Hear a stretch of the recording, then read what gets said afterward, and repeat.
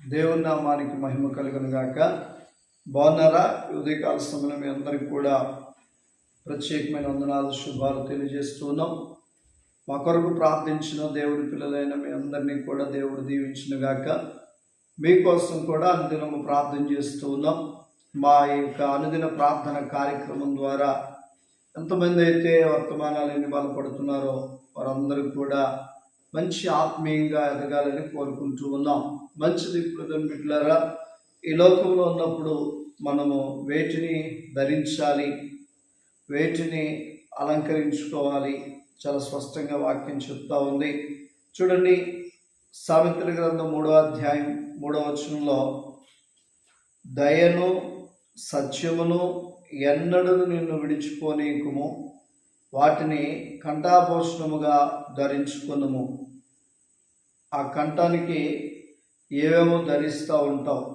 మంచిది, నీకున్నదాన్ని బట్టి ఎవరు పరపతిని బట్టి వారు ధరిస్తూ ఉంటారు. బంగారం, ఇంకా రకరకాల విధానాల్లో ధరిస్తూ ఉంటారు. మంచిది. కానీ వాక్యం ఏం చెప్తుందంటే, దయను సత్యమును ఎన్నడూ నిన్ను విడిచిపోనీకుము. ఏంటంట? దయను సత్యమును ఎన్నడూ విడిచిపోనీయద్దు. ఎందుకంటే ఈ దయ అనేది, సత్యం అనేది నిన్ను విడిచిపోతే నీ జీవితంలో సరైనటువంటి సంతోషం ఉండదు. ఎప్పుడైతే నువ్వు ఎదుటివారి పట్ల దయ కలిగి ఉంటావో, ఎప్పుడైతే నువ్వు సత్యం కలిగి ఉంటావో ప్రశాంతంగా ఉంటావు.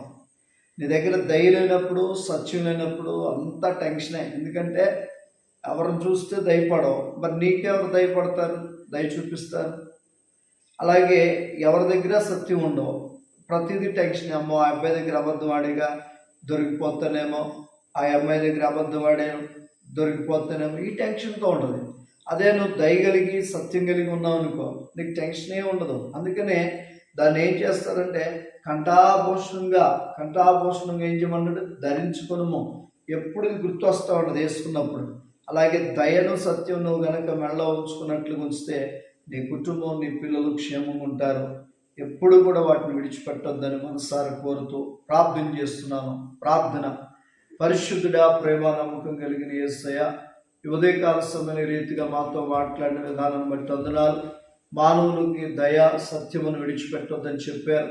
మాలో దయను సత్యమును మరింతగా బలపరచమని ఈరోజు నాయన పెండ్లి రోజు, అలాగే పుట్టినరోజు జరుపుకుంటున్న బిడ్డల్ని, వివాహాలు చేసుకుంటున్న బిడ్డల్ని కూడా దీవించి ఆశీర్వదించి జ్ఞాపకం చేసుకుని దీవించమని యేసయ్య నామములో మనలను అడిగి పొందినాము తండ్రి. Amen. God bless you. Thank you all. అందరికీ వందనాలు.